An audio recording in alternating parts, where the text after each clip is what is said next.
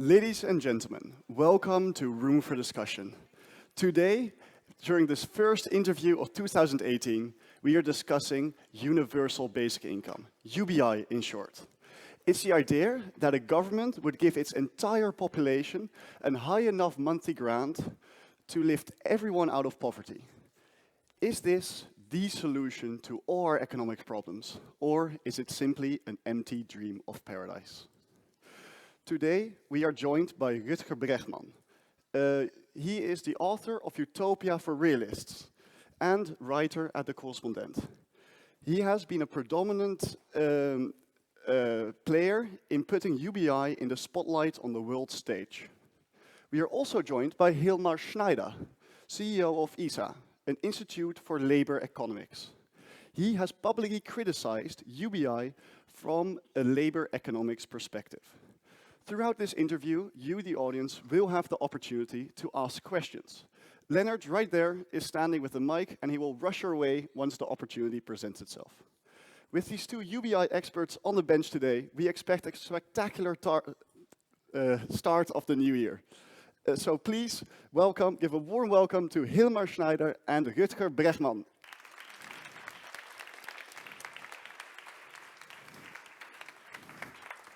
Where are we supposed to sit?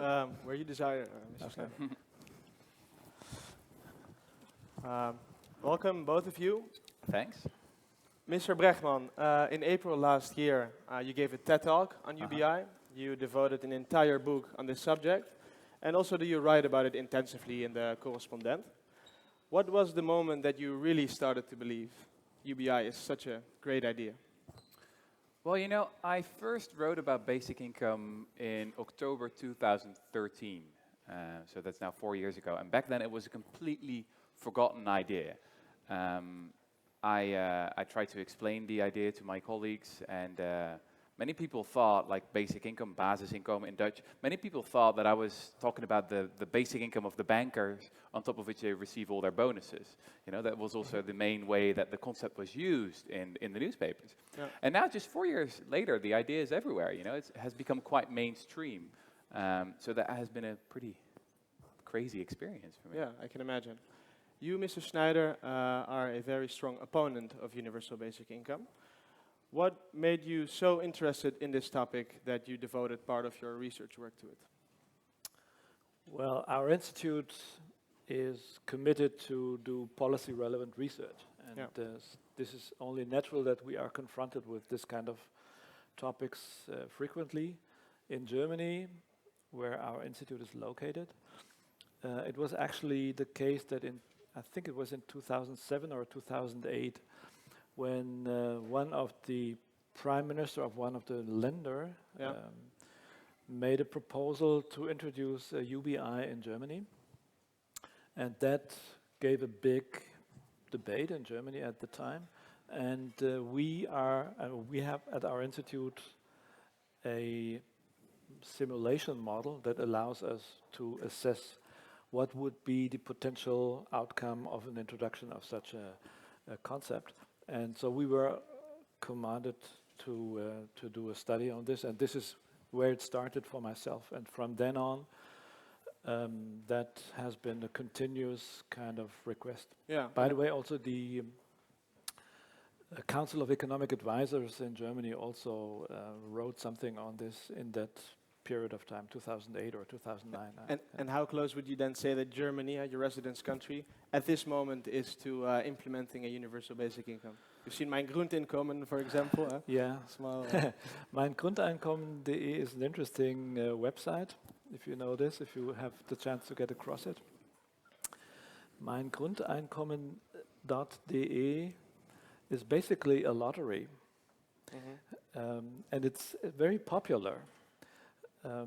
So you can just go to the website and you can just register, and chances are that you will be selected for receiving a UBI for a limited period of time, although this is, I think, 12 months, 1,000 euros for 12 months. The interesting thing about it is that you need to find someone who is willing to provide the funding for it. Yeah. And what they do is they use crowdfunding. Sounds very good. So some people are willing to donate money in order to make that lottery, to keep that going. And so I think they managed to award some 30 to 40 people per year to provide them funding. And the organizer is doing very well because he's keeping 10% of the money for himself. So he's just collecting money, giving it out to others, and keeps 10% for himself. That's fine. Ludicrous. But has little to do with the general concept of a UBI. So as this shows, UBI is advocated in a lot of different forms, right? So we think, as a start of the debate, I think it might be a good idea to quickly discuss the definition of UBI. So, Rutger Bregman, how would you define universal basic income for everyone? Well, I think we should start with the concept of a basic income guarantee. That's the umbrella concept. And UBI is just one way to implement a basic income guarantee. You know, if you want to completely eradicate poverty, provide a floor in the income distribution, you can do that by just giving everyone, you know, €1,000 each month. But you can also just top off the incomes of all the poor in your society. And if you should name one UBI that you mainly address in your work, what defines UBI? Well, there are usually, for UBI, you know, the universal basic income, which is a version of the basic income guarantee.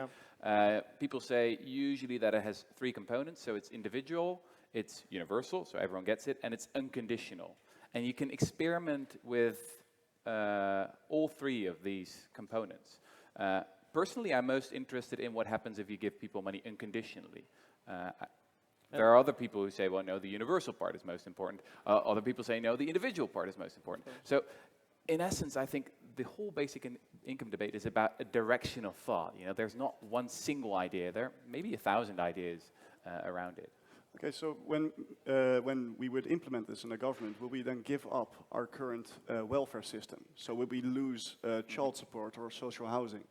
Well, there are some libertarians, especially in the US, who say, you know, let's just get rid of the whole welfare state, which is a disaster anyway, and just implement one basic income. Now, let me be clear.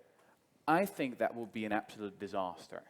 You know, also from a European perspective, we know that public healthcare is quite a great thing, right? We know that public education works very well. So I see the basic income guarantee as a supplement, as the crowning achievement of social democracy. But there are other opinions here as well. Okay. Mr. Schneider, how would you define universal basic income, shortly? Well, it's minimum income guarantee for everybody, unconditional of your needs, and that's basically it. Okay. So to start off this discussion, given that you do have different views on UBI itself, we think it might be a good idea to do the first part of the interview. We give you a few statements. You agree or disagree with them. After each statement, we have a small discussion, and then we move on to the next one. We think this would be a great way to get a spectacular debate going about the main arguments concerning UBI. So the first statement would be, we need UBI to shelter low-skilled workers from the dangers of automation. Mr. Bregman. Yes or no? I would disagree. No from Minister Bregman. This is interesting. I would disagree as well.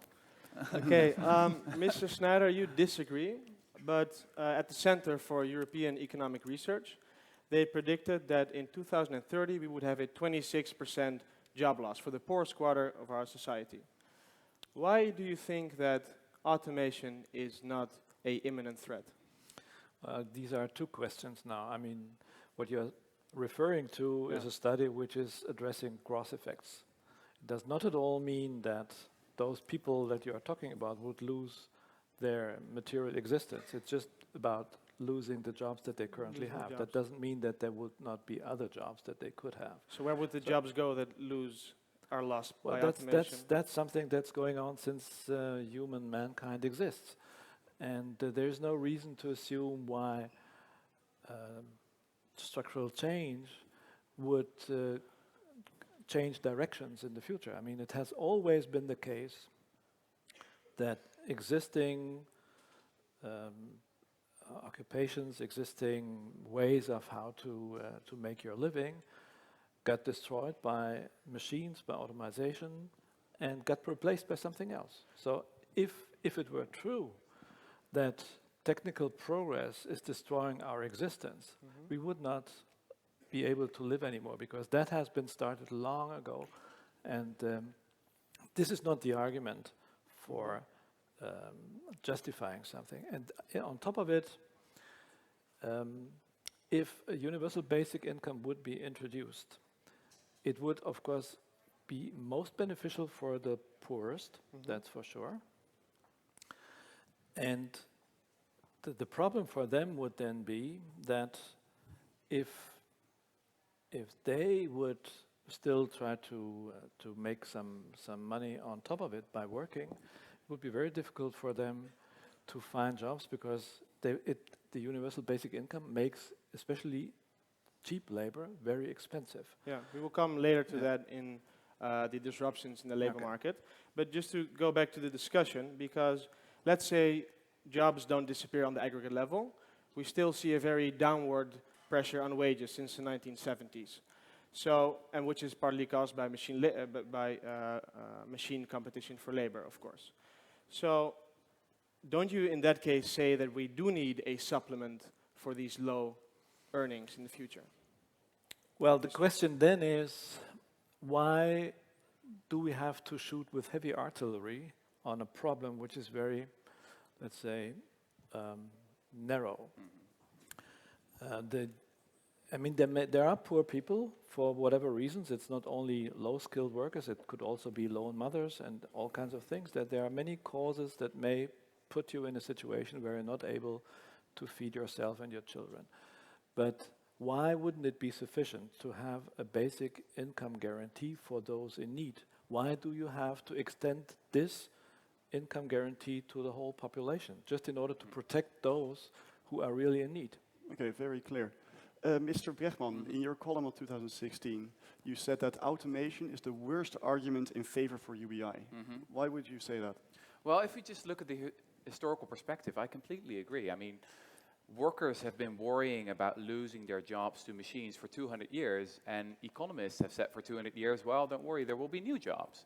Now, there's just one other thing going on, is that nowadays, if we look at developed countries, there's a big portion of the labor force that thinks his or her job is actually completely useless. The first poll about this phenomenon, it's called, the scientific term is bullshit jobs. And the first poll about this phenomenon was done in Belgium, and they found out that 30% of Flemish workers think that their job is useless. So I thought, whoa, 30%. But then you might say, well, that's Belgium. But then I saw the first poll from the Netherlands, and it was 40% here. So, and there's a poll done in the UK as well, 37%. Now, I'm not talking about teachers, I'm not talking about care workers or nurses or whatever. These are obviously very useful jobs, and if these people would go on strike, it's a disaster. But since the 1970s, we've seen a huge rise of very high-skilled jobs, you know? People who went to great universities like this, studied, I don't know, human resource, business administration, but what they're doing all day is sending emails to people they don't like, or browsing Facebook, or writing reports no one's ever going to read. And that's what economists are not talking about. It's a complete taboo subject. So what my argument is that, yes, there will always be new jobs, but we should never underestimate capitalism's extraordinary ability to come up with new bullshit jobs. So most of these new jobs are not necessary at all. Okay. And therefore, we should think about something like a basic income, because that will give the people the freedom to do something that's actually valuable. Okay, so automation won't necessarily get rid of other jobs. People will just create bullshit jobs. This can go on for a very long time. I mean, now it's 30%. It could be 50% in the future. It could be 100%. You know, theoretically, we could live in a society where everyone is just pretending to work, while in reality, we're just browsing Facebook. That is very clear. So let's move on to the next statement. UBI will lift people out of poverty. Mr. Bregman, to start, people who focus, to start the conversation, let's focus on how people are currently kept in poverty. You once said it is time for a radical overhaul of our current welfare system. What is so wrong with our current welfare schemes? Well, let me first emphasize that it's better than nothing. So if you just compare Europe and the US, it's obvious that the welfare state is a great historical achievement. But in many ways, it keeps people at the bottom. Now, all economists know that there's something called a poverty trap. You are on welfare, you start working more, and you actually lose money because the wage is lower than the benefits you received initially. Now, you could solve this problem with a basic income guarantee. That's one reason. The other reason is the humiliation of the system. So if you apply for benefits in a country like the Netherlands, you have to fill in thousands of forms, lots of interviews. It's absolutely not unconditional, but there are lots of conditionalities. And if you have to prove time and time again that you're sick enough, that you're ugly enough, that you're really a hopeless case, that you're depressed enough, at some point you're going to start feeling depressed. The system creates those kind of people, and that keeps people at the bottom. Mr. Schneider, Bregman argues that there's a poverty trap now in our current welfare system. Do you think, in a way, this poverty trap can be overcome? Or do you think it's inherent to its system? No, it's not. The key problem with the poverty trap is that the way how welfare systems are designed in many countries makes it difficult for people to benefit from taking initiative and working. The problem is it's very difficult to explain this in words. If I would be able to depict it, would be very easy, but I'll try my best. So if, let's say, the welfare level is such that you earn a certain amount of money and you get it without doing anything except for having to apply and go through all those procedures that are indeed not always in line with human dignity. I fully agree with that. But now assume you could have a job that puts you, let's say, 100 euros above the welfare level.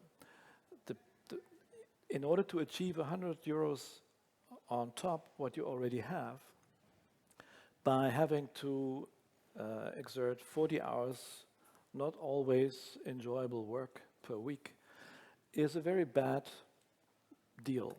You have to provide 40 hours heavy work in order to get 100 euros. If you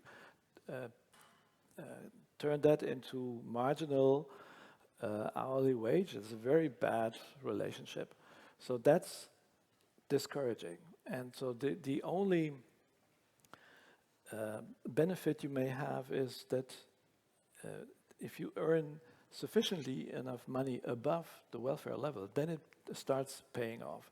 And because many people who are caught in that situation are not able to achieve higher wages, typically they also are lacking of qualification and so on, they are caught in a trap because they could work, the jobs would exist, but it's not attractive for them to take them.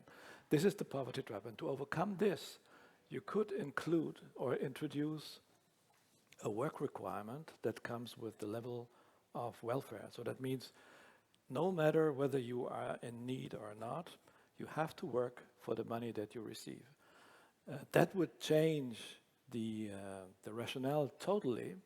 What kind of jobs? Because then any job where you can earn more would simply mean you can have more money by working the same amount as before. That makes any job attractive which is generating an income that is higher than the welfare level. And that's the way how you can do it. I know that this is it is very controversial, but from an economic perspective, it's the simplest way to do it. You don't seem to agree, I think, Mr. Bregman. That from the economic perspective, you could solve this problem by just letting people to work. What kind of jobs do you then mean, Mr. Schneider? Maybe on the pavements, cleaning the streets, or what? Jobs that do not require... That have to be done. Exactly. Okay. Well, I believe in individual freedom. So I think it's important to provide people the means to decide for themselves, how they want to contribute towards society. And, You know, that connects with maybe I've simply got a different vision of human nature than most people have. Yeah. You know, we often tend to think that people are selfish, that they just want to be lazy and do nothing. But you know, what I've experienced, you know, giving lectures, when you ask an audience, what would you do with a basic income? 99% of people respond, you know, I've got great ideas, got great ambitions. It's only when you ask, what would other people do with a basic income, that they say, oh, other people, yes, you know, other people will probably waste it. And to add on your idea of individualism, you also say that the poor know much better what to do with a €1,000 benefit than the government does. Mm-hmm. You use the experiment done in London, where a basic income is given to the homeless, and people predicted before they would spend their money on alcohol or on booze, or on alcohol or on drugs, but they didn't in the end. If a UBI will be implemented in the Netherlands, what do you think the poor will spend their money on with that UBI? Oh, it's a great question. I mean, in the end, I obviously have no idea. I am. You're optimistic about it, well, right? I have there's a newsletter from Give Directly. It's an NGO that just directly gives money to the extreme poor in Kenya and Uganda. And in the newsletter, they sometimes tell what the recipients did with the money, and you know, you couldn't come up with it yourself.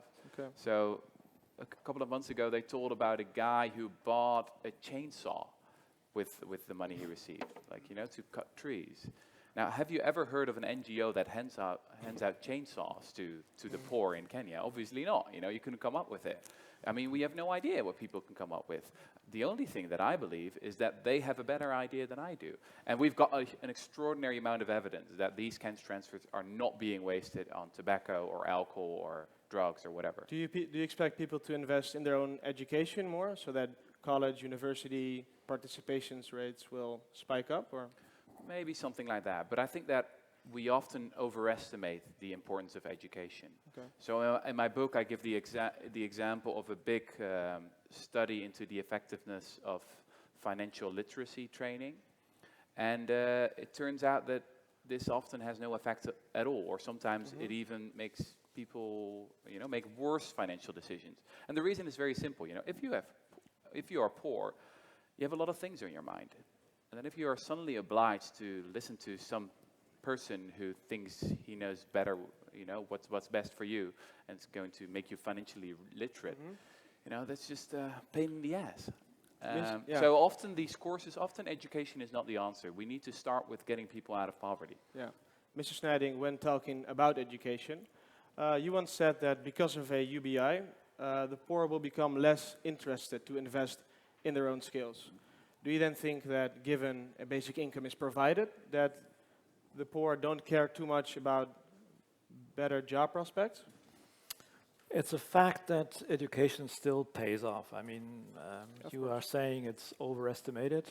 I don't think so. I mean, I think education is even the driver of rising inequality nowadays. I mean, the wages between those who are well educated and those who are low educated are diverting like hell in the last 20 years. So education does pay off, but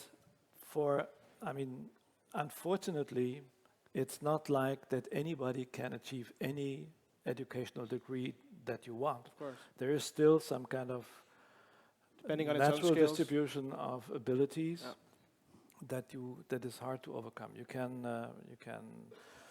let's say, optimize within the scope that is given to you, and by achieving a certain degree of education.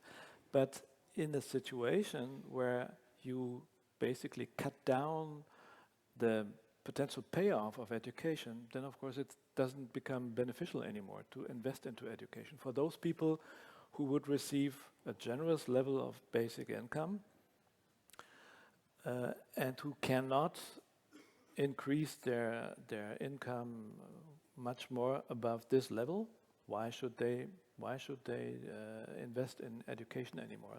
And that may become a problem for a society, because if our societies are heavily depending on well-educated people, our welfare is generated to a large extent by service sector activities. We are not producing welfare based on material grounds. We are producing 70 to 80% of our GDP based on services. This is mostly taking place in our brains.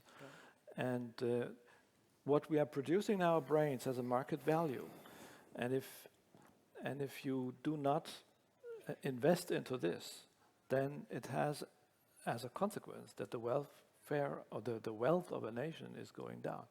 I don't think that this is a good idea because if you want to afford a UBI, you also need to make sure that there is money generated in order to pay out the necessary funding. Okay, to look at another conversation about how UBI could lift people out of poverty. People often say that low-income households will profit the most from implementing UBI. But aren't these expectations set much too high, since they will also lose most of their welfare benefits? Well, I mean, it all depends on the kind of basic income that you'll introduce, obviously. Let's say I mean, €1,000 there are basic many income. ways to finance it. You know, there are some would say, you know, let's finance it with a consumption tax. Well, that's probably not a very good idea because it's a highly regressive tax. You know, lower and middle incomes pay more into that. Others say, no, let's let the rich pay for it. You know, inheritance tax. You know, taxes on property, whatever. It's probably a better way to do it. So if someone says, I'm in favor of basic income, you know, the conversation has just started. You know, there are many versions of it. But let's look at your €1,000 or €960 benefit you would grant to every citizen. Don't you believe then that people lose a lot of welfare programs so that it in the end cancels out and people expect too much to profit from UBI? Well, it Low-income depends. people. It depends. I mean, many people, you know, it would be a huge benefit for them, especially because it would be unconditional. Yeah, but they and lose could- also large parts. Maybe they lose child support, social housing, or all those kind of programs, right? So that maybe Yeah, or instead if you're disabled, for example. So again, I'm not arguing that we should get rid of the whole welfare state and just supplement it with a simple basic income grant. I'm not one of those utopians who believe that then everything will be solved. But I do believe in the power of unconditionality. I do believe it's often way better to give people cash than vouchers or teddy bears or whatever. I do believe in individual freedom, that most people know best for themselves what to make of their lives. And that is all part of basic income. So I see it really as a directional thought that we can experiment with all these things and learn along the way. Okay. Thank you for the end note. Let's head over to the audience and see if there are questions on the topics that we just discussed. So automation and how will UBI lift people out of poverty? See audience question, yeah. The microphone will just be coming. Thank you. This is such an interesting topic. But rather than discussing how we should redistribute wealth, we're talking about what poor people would do, as if they are this object that is elsewhere in the room and they cannot talk. Why not talk about how to actually build a bridge between the top 1% of the world who owns all this money, relating also to Thomas Piketty's book, that wealth accumulation happens in ownership. So why hand out cash to people while actually we should be thinking about why we give tens or hundreds of thousands of dollars to people at the top with nobody looking at that. To whom do you direct the audience question? To Mr. Bregman? Or? Yeah, I would be interested in both Mr. Schneider and Bregman's opinions. Mr. Bregman? Well, what's interesting is that, you know, the main objection that people often have against basic income is that it is a right, that you don't have to do anything for it, that it's unconditional, that you just receive it, that you don't have to earn it. And then people feel, well, that's just not right, you know, you have to work for your money. But we live in a world where, especially the top 1%, you know, many people just receive a huge amount of income from doing nothing. We are living more and more in a rentier economy. Now, the only proposal that from people who are advocating basic income is to say, all right, we are richer than ever. We've made tremendous progress in the past 200 years, you know, because our forefathers worked so hard. We've got all these great institutions, all these great technologies, et cetera, et cetera. Let's just pay out a dividend to everyone, a dividend of progress. An example of this is what they're doing in Alaska, where they fund a small basic income out of the oil money. Because they say, well, this is just the wealth of the earth, let's give it to everyone. So yeah, you could connect these two subjects. Although I think we have to emphasize that basic income is not a solution to inequality. You know, you can fund it in many ways. You could fund it in a way that it will increase inequality even. Okay. Would you agree with Mr. Bregman that UBI is a human basic right, if I understand you good, Mr. Bregman? Basic right, it can't be a basic right because then we would be an open conflict with our constitution. Yeah. I mean, but in any case, I think we should be honest with the topic. What comes along as a universal basic income is basically a huge machine for redistribution. That's what it really is about. And I ask for your imagination. Think, I mean, if you are in favor of a UBI, what prevents anybody of you to join together with other people who have the same conviction and just practice it among yourself? Yeah. You could do that. No one will prevent you from that. It's not forbidden. It's absolutely legal. You can do that. Why don't people do that? Because it's obvious that among peers who are earning the same amount of money, basically, well, it doesn't make sense because I give money and I receive money. Why should I do that? The only way it works is you must find somebody who earns more than you do. Yeah. And you need to make that person or those institutions willing to hand that money out to those who are earning less. Because Well, you would and say here's and here's where the mess starts, because the amount of money that you would need for it is huge. And you need to be sure that those whom you require to pay for it are willing to join the team. And my guess is they will seek for ways to escape from it. And that will make the whole thing very difficult, because if you are running out of those who are able to provide the money, I mean, capital is a very shy animal, and it's also very mobile. So I think you need to think about it. Don't be naive. When we are talking about the UBI, it's about the biggest machine of redistribution that mankind has ever seen. Sounds great. Well, it is. I see opposition. Yeah. No, but that you cannot put all those billionaires into jail in order to prevent them from escaping the country, and this is the problems you have to deal with. You know. I see your point. Let's move over to the third statement, which concerns the biggest argument against UBI. And that is that a €1,000 benefit will disincentivize people to work. Mr. Bregman, what do you think?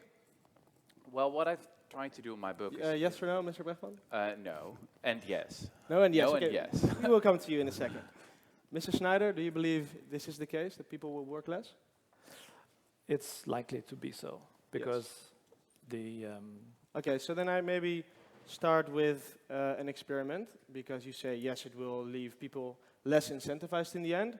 In an experiment done in Canada, where a basic income was experimented, in the end, households only reduced their workloads by 13%.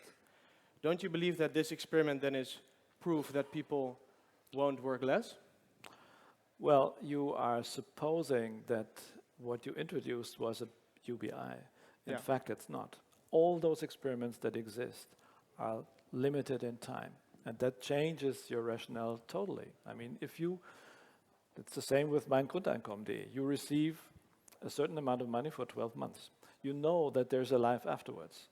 You may think that during those 12 months you can, let's say, leave your job and enjoy your life, but you also have to anticipate that afterwards it may be difficult to find back into your job again. So people have no reason to be naive on because you know in 3 years I might be unemployed otherwise. Exactly. Yeah. And you may even provoke unemployment in the future by stepping out of the labor force now. This is the same trap that happens to mothers, for example. They're experiencing this very hard when they step out of the workforce during the period when they give birth to a child, it's very difficult for them to step into their career afterwards. And typically they experience lower wages over lifetime and this kind of thing. So why would you expect that people who receive UBI for a limited period of time to be in a different situation? They are able to anticipate this. And for me,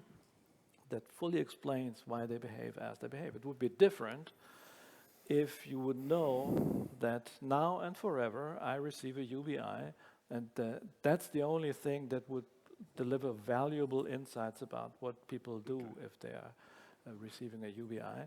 And unfortunately, I guess this kind of experiment is difficult to implement.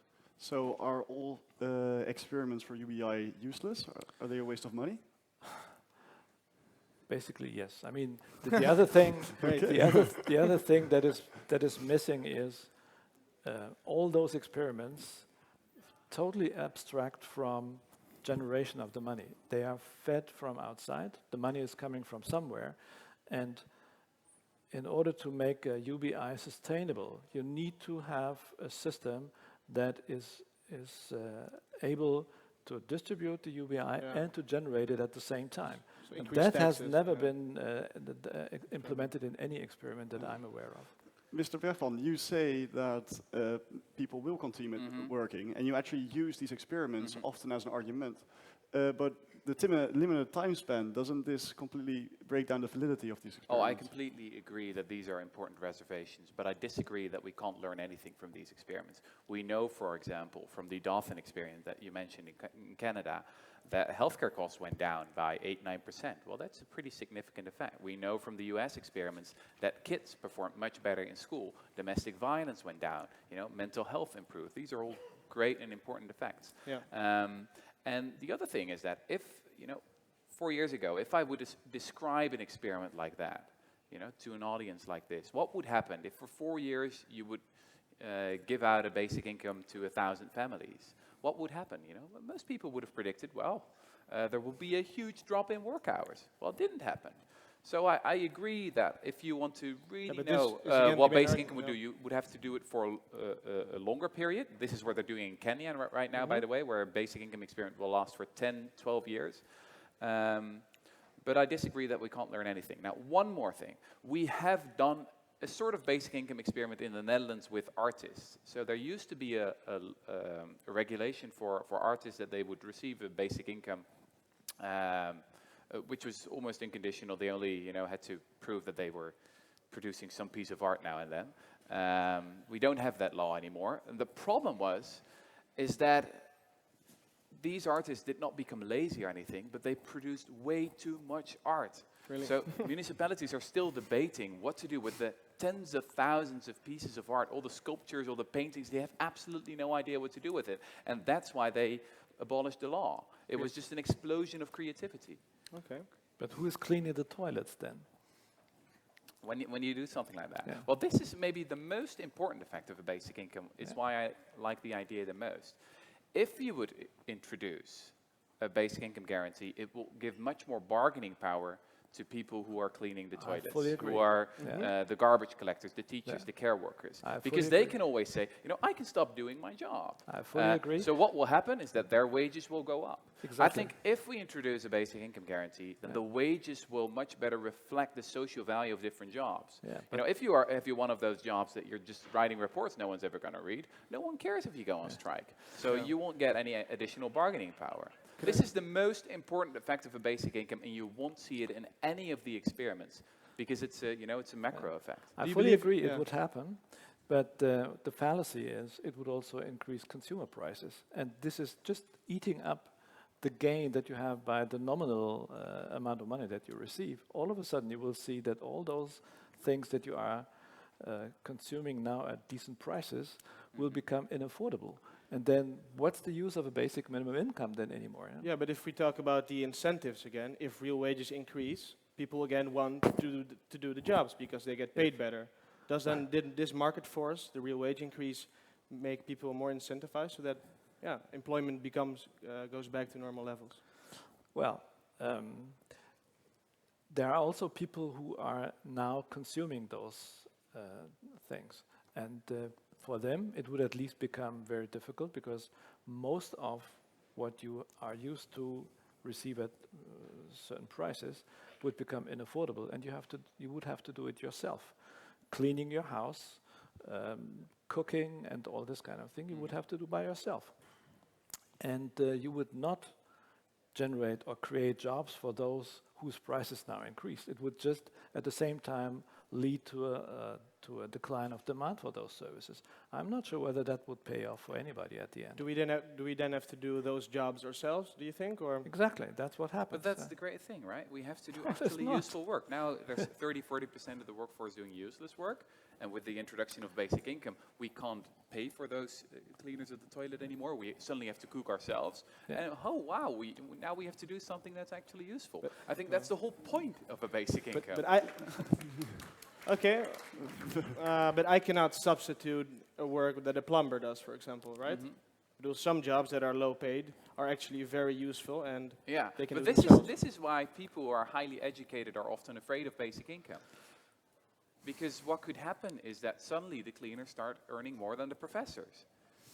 That's what they're scared. But then would we not lose our whole society based on specialization? Yeah. Well, the question is specialization into what, right? We often assume that if something is really difficult, then it's also very valuable. But just imagine if I would have, this glass of water, and I would put it on my head, and it would start jumping around in this room. That's quite difficult. But that doesn't mean it's If you useful. manage it. That's basically the whole financial sector. It's really difficult, but doesn't mean it's useful, right? And this is what I love about the whole basic income debate. It forces us to rethink very fundamental questions. What is wealth? What is progress? What is work? What is value? Who do we really depend on? And economists are often uncomfortable with this because they use a concept of productivity or work that doesn't have any connection with the real world. But wouldn't you agree that the path that we are entering is a very risky one? I mean, there are so many things that are likely to happen that are all unpredictable that I think we should carefully design the path to enter into that. I mean, I'm sympathetic with giving more autonomy to workers, giving them more bargaining power. There's nothing speaking against it. But if you think of all the unexpected and unprecedented side effects, I think we should be a bit careful. We don't know very much about what is I what is going to agree. happen. Yes, absolutely. I mean, that's the reason why I'm a little bit more enthusiastic about all these experiments. But I also think that we should, gradually experiment on a national level with these kind of ideas. I'm not saying let's abolish the whole welfare state, implement it in one stroke with one basic income. So I completely agree with that. By ending this debate, I think it's a good idea to head over to the audience one more time now on the topics that we just discussed. So later we will discuss if it's financially realistic. I see an audience question over there.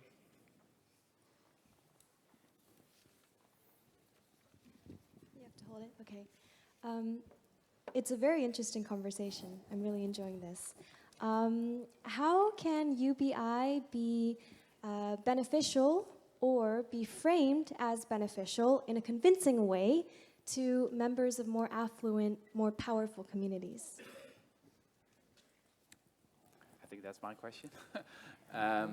What I always try to do, actually, is to use right-wing language to defend progressive ideas. So what the left often does is say, we should do something about poverty because it's just immoral and we should help these poor people. They use the language of paternalism. But the thing is, everyone hates the Good Samaritan. They all think he's an arrogant prick. So what I try to do is just to make the case that poverty is incredibly expensive, that we can't afford it. If you look at a country like the US, we know from a recent study that just the cost of child poverty in terms of higher healthcare costs, higher crime rates, et cetera, is about $500 billion each year. Now, what's the cost of a negative income tax, which is a basic income guarantee? It's about $350 billion each year. So it's cheaper to eradicate poverty than to combat the symptoms of poverty. So Would you agree, the Mr. rich Schneider? would benefit as well. No? Okay. Please explain. Well, I mean, this is always a unilateral point of view, and you have to think in terms of the system. The system will react to it, and all the nice calculations that you are doing will collapse because the conditions that you assume being constant will not be constant. There's a level of endogeneity involved, which is very, very hard to tackle. And this is what Albert Hirschman called the rhetoric of reaction. So this is the perversity thesis. You're trying to change something about society, and then they respond, no. There will always be side effects that will just undermine what you're trying to do. We are at least able to anticipate what kind of side effects it will be, and those side effects are serious ones. They are not some kind of quantité négligeable, and. I think, at least to the extent that we are able to tackle it, for example, by using our simulation models, which are quite sophisticated, it's already something that tells us the bill will not balance out at the end. And there may be deficiencies in the models that do not perfectly mimic what is going to happen in reality, but at least this is something that we need to take serious. And then you need to convince me that there is a way how all this will pay off. I know that the welfare system that we currently have is cheaper than the amount of money that we would need in order to afford a UBI at that level for everybody. And do you think the same thing about the negative income tax? So are you... The negative income tax is a little bit different. The negative income tax on top of it all is generating this kind of poverty trap thing that I described at the beginning. So we have the same problem. Yeah, exactly. Because the negative income tax means that there's a minimum level of income that you receive anyway, no matter whether you work or not. And that generates this disincentive problem for the low-skilled workers. So, and that brings the danger that you are even by disincentivizing work, that you will lose tax money that you would need for a redistribution. But you could design it in a way, with a marginal tax of 30 or 40. That's what I said. But then it's no longer a negative income tax. Then it's some kind that we would call a workfare type of model. That's basic security, what you propose, right? Yeah, which is, I think, a form of basic income. But that's the whole point with all these definitions. Sometimes maybe if you go back to UBI, you, Mr. Schneider, said that UBI will raise government expenditures into astronomical spheres, and that the people who do support UBI think that money is like electricity, and that it comes out of the wall. Exactly. In what way do you think that UBI, the increasing taxes, make UBI a self-defeating system? I'm always fascinated why so many people get excited about the UBI. And I like to use an analogy with a lottery. If you ask people, what would you do with the money if you receive it? Everybody starts imagining what to do. People feel very happy about it, and they think it's a good idea to do it. And the only reason why you can think that this is scalable to a whole society, that's by abstracting from the need to provide a funding for it. So it's like a lottery with 100% guarantee of winning for everybody. And we know that humans have some deficiencies in their brains. That's why, for example, people fall for Ponzi schemes. You know this? I mean, you may be aware of that almost the whole of Albania collapsed because there were some criminals who were able to convince a lot of people to sell their houses, to sell whatever they had, to provide money, because there were this kind of chain games where people had the illusions that everybody could be rich. This is some kind of deficiency in our brains that probably is responsible for the sympathy for this. I'm very sorry for having to say this, but I think it has something to do with the shortcomings in our brains. If we were able... It's always the best argument in a debate. Just say that there's a shortcoming in the brain of your opponent. Well, and you win. Know nowadays...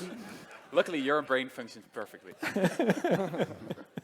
Now we know nowadays we know a lot about deficiencies in our brains, and the marketing experts are making use of it like hell.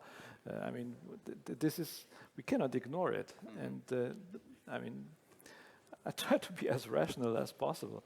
And you can convince me of the UBI the moment when you convincingly demonstrate that the money that you would need for paying it out and the money that you need for, or the money that you need for paying it out is there, and it has no endogenous consequences that would destroy the basis of the whole concept.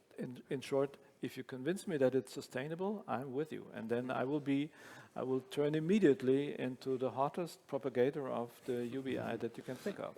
So you try to be as rational as possible, but in your article, Empty Dreams of Paradise, you actually predict that after implementing UBI, we would change our optimal working hours from 40 to 5 hours per week.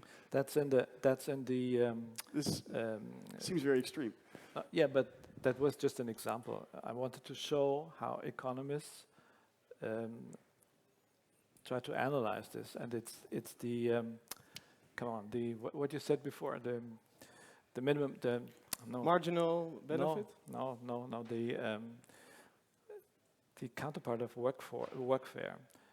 Basic security. No, I will stop. the negative income tax. Sorry. Yeah. So the negative. When you introduce it in the way of a negative income tax, that would have this extreme effect, because then you cannot benefit from extending your work in the low income sector. That's the problem. I mean, if you look at the graphs, this is totally consistent with economic thinking. And you may criticize economic thinking, but at least what I can say is this is empirically validated, and from that point of view, you should take it serious. But it seems to be on the assumption, based on the assumption that people always lose utility when they stop working. So isn't there something wrong with that assumption? No, we have to deal with the trade-off between income and leisure. That's one of the elementary stuff that you learn in the first or second semester when you start studying economics. It's this trade-off between leisure and consumption that is driving people's behavior. And if you come up with a model that is better explaining what people do, fine, I will follow you. But that's a question of empirical observation. Well, Mr. Bregman, you actually introduced past November that you support a negative income tax. But earlier you mentioned that a policy sorry, one more time.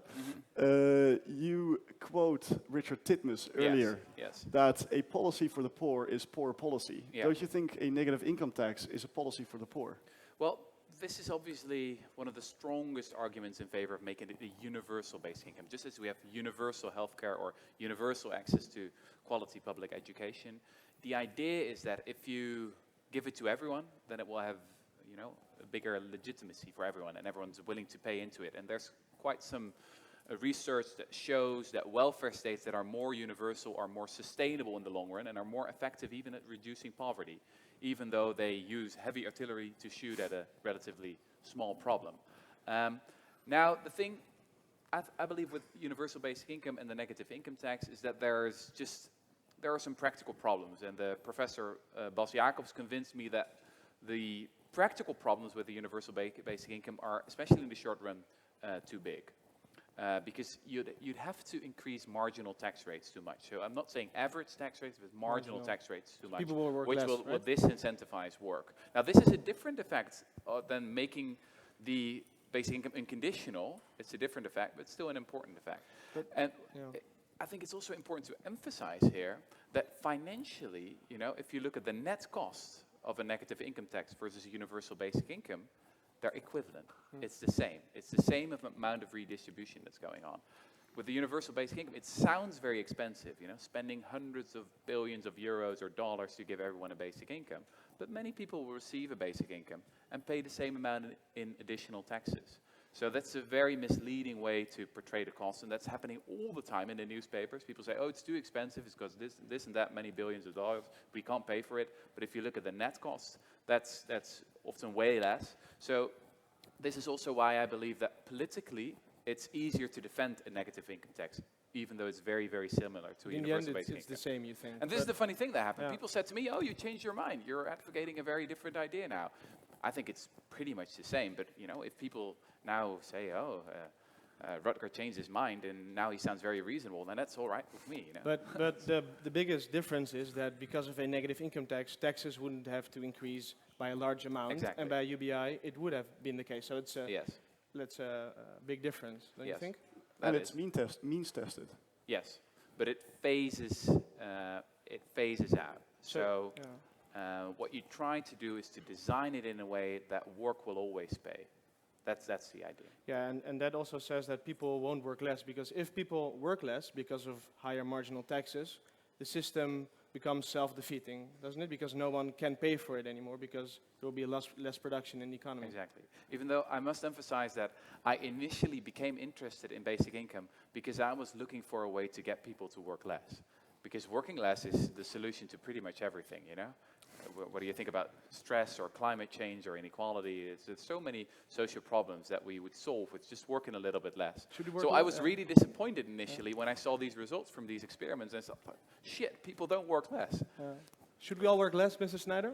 Is that a good idea? Well, as long as you can make sure that it will not affect our wealth, then I'm fine with it. I have doubts. I mean, if you work less, you will produce less. Yeah.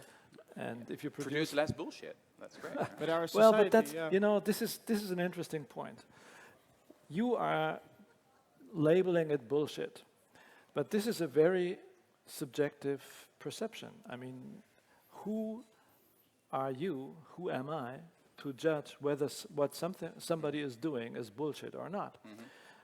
If people feel that they have a job that they don't like, that doesn't necessarily mean it's a useless or a bullshit job. It's just a job that they don't like. They have other things in mind that they would prefer to do. Isn't this a very paternalistic position? I mean, if you would say to an employee who thinks his or her own work is absolutely useless, and then as an economist you're saying, well, maybe you believe that these reports are completely useless. Maybe you believe that sending these emails is No, that's useless. not what I'm saying. I'm But saying actually, in reality, there's some mystical way in which No. actually you're contributing towards the wealth of everyone. And this if you person is employed because it makes sense in some respect. Maybe not for the person himself or herself, but this person has a job because obviously what is produced in that job makes sense in a larger context. It's about producing something that has a market value and that generates a revenue for the company that is doing this. Exactly, that's So- often called rent seeking. I mean, Yeah, but- there's a huge thousands of accountants here in Amsterdam. There's hardly a dictator around the world that doesn't have his fiscal headquarters here in the Netherlands. So these people are obviously producing wealth for all these dictators, but are they adding towards the wealth of society? Obviously not. So again, this is what I love about the whole basic income debate. Yeah. It forces us to rethink very basic questions. What economics should be about, you know? Yeah. First class in economics should be about philosophy. What is wealth? It's very What is revealing. productivity? It's very revealing what you're saying, because what you have in mind, obviously, is a world that is run by people who know better than anybody else what is good for the people. No. This is I'm what just- I I'm would just call saying- paternalistic. No. I'm just saying, let's believe people when they say my job is meaningless. Let's believe them. Is that such a radical thing to say? No, but that doesn't mean that imposing less work hours for them would solve the problem. I mean, they are they may feel useless about what they are doing for themselves, and that may have a lot of reasons, but as long as what they are doing is generating a market value and a revenue, and don't forget the revenue is also going to themselves also, as long as it is like this, it's everything that is running here is generated by market mechanisms. And this is by far the most efficient way to allocate resources and income. And anything else that whenever people in history have tried to replace market mechanisms by some kind of higher motivated intentions, it dramatically failed. Sure, but this is a position that no one's arguing for, right? Okay. So on that note, maybe an audience question after this discussion. The lady all the way on the right.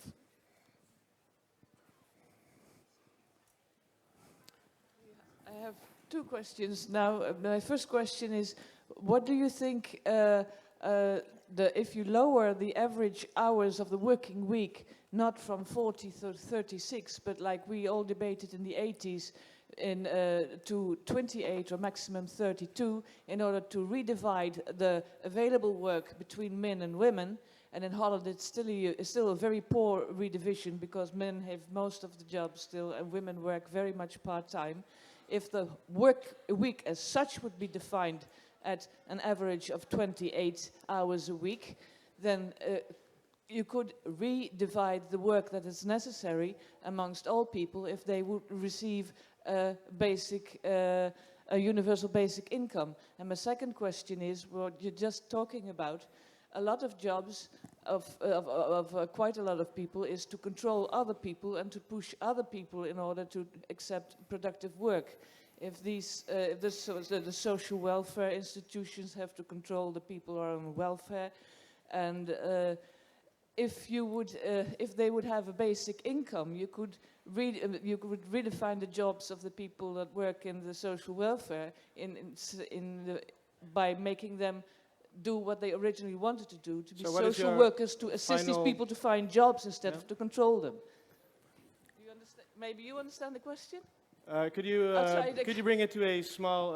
If everybody received a universal basic income, then you would need less civil servants that control other people who are out of labor in order to find to push them to jobs. They would be they could rather help people to find jobs.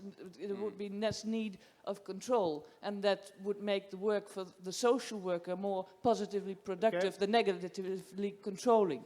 Understand. We have the time for one guest to answer the question. So to whom do you direct the question? Schneider. The second question to Mr. in the blue, and the first question to you or both, or who wants to answer? But maybe because of time, I think only Mr. Schneider has the opportunity to answer your question. Mr. Schneider, what do you think? Well, the first question about the reduction of need for civil servants, that's of course the argument that was already used. UBI would increase the bargaining power of workers, and therefore they would not have to do what they are forced to do. They would have the freedom to take jobs that are better paid and all this kind of thing. So that's for sure. But I doubt that the reduction of need for, let's say, public authorities would pay off the cost of the UBI. So still, I mean, the mechanism would work, but it would not lead to a sustainable situation. With regard to working hours, I mean... Can I make a very short remark here? Yeah, very short. You know, I gave a few lectures to people who are working in the Netherlands for UWV, UWV, who are trying to, seduce or force people into paid employment. And what I said, I thought, I want to say something controversial. So what I said is we should pay your wages and just give it to the people who really need it. And I thought, they would probably be a little bit angry at me for saying that. But most of them started clapping. So it's especially at these places in government where on the local level, where people realize that this whole industry of forcing people into work, all this bureaucracy is completely useless. Maybe a nice end note for this interview, and is maybe if you could answer in one sentence, both. Do you need to be an economist to make predictions on universal basic income? Very short. What do you think, Mr. Schneider? I hope not. You hope not. Mr. Bregman? Well, I think we should all become economists. And economists, just as Keynes said, every good economist should be a philosopher, a statesman, and everything else. We should combine all these disciplines, and then we can maybe say a little bit about what would happen in a society that has a basic income. So that's a very positive end note for this debate. I first want to thank our audience who, again, today came in such great numbers. There's good news for you, by the way. There are some flyers distributed in this hall on which there's a code, and you can use that for a free month trial for the correspondent. Thank you. Of course, we want to ask... Completely unconditional. Yeah, exactly. We want to thank our two guests who provided this very interesting debate on a very interesting topic. So please, a very warm round of applause for Professor Schneider and Rutger Bregman.